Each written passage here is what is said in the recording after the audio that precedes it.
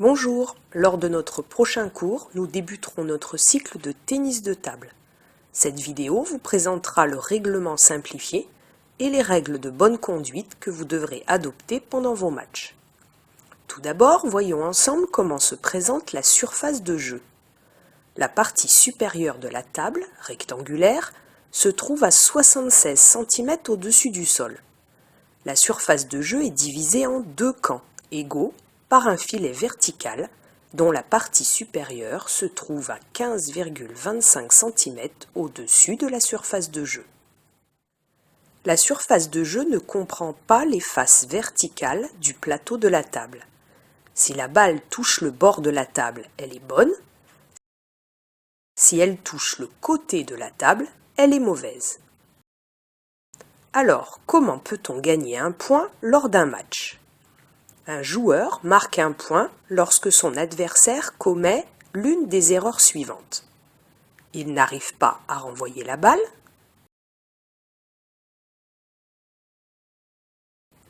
Il la renvoie en dehors de la demi-table adverse.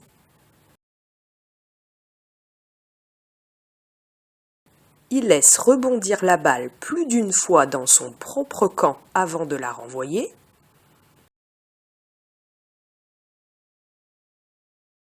Il touche la balle plusieurs fois de suite.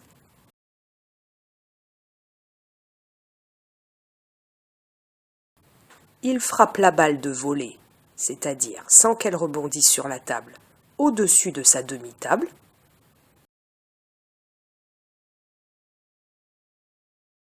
Sa main libre touche la table ou il déplace la table en jouant.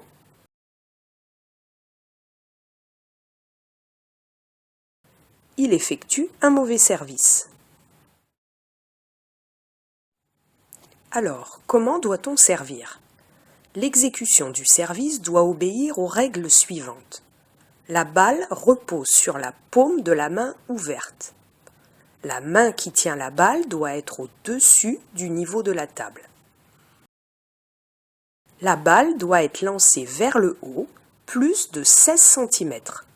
Pour se repérer, il suffit de lancer la balle un peu plus haut que la hauteur du filet.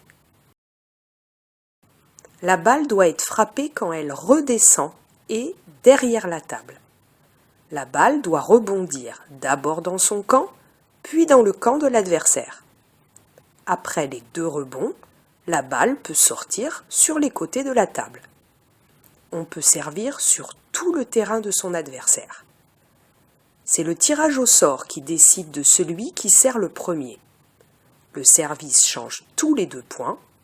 Qu'il ait gagné le point ou non, un joueur doit donc servir 2 fois, puis son adversaire 2 fois, et ainsi de suite. Pour terminer cette vidéo, examinons ensemble les règles de bonne conduite, qu'on appelle aussi fair play, pour lequel vous serez aussi évalué. Je dois respecter les règles. Nous avons découvert le règlement qui nous servira de code commun. Le respecter, c'est aussi refuser de gagner par la tricherie. C'est compter sur son seul talent pour tenter d'obtenir la victoire. Je dois respecter l'arbitre.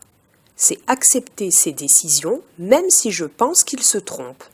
Il est facile de critiquer l'arbitre, mais quand je serai à sa place, j'apprécierai qu'on respecte mes décisions.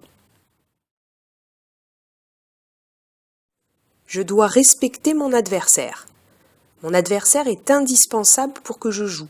Je dois agir avec courtoisie, sans injure. Je peux aussi reconnaître les bons coups, les bonnes performances de mon adversaire. Je dois aussi respecter le matériel. Ceci est important pour continuer à jouer dans les meilleures conditions. Je dois notamment faire attention aux raquettes en veillant à ce qu'elles ne tombent pas au sol. Je dois accepter dignement la défaite et gagner avec modestie. Mon adversaire n'est pas mon ennemi. Même si je joue contre lui, en fait, je joue avec lui. Être fair-play, c'est être bon gagnant et bon perdant. En résumé, je dois donc accepter la défaite et gagner avec modestie et simplicité, respecter les règles, l'arbitre et mes camarades. Je peux aussi me mettre au service de mes camarades pour leur permettre de progresser. Il ne me reste plus qu'à vous donner rendez-vous à votre prochain cours.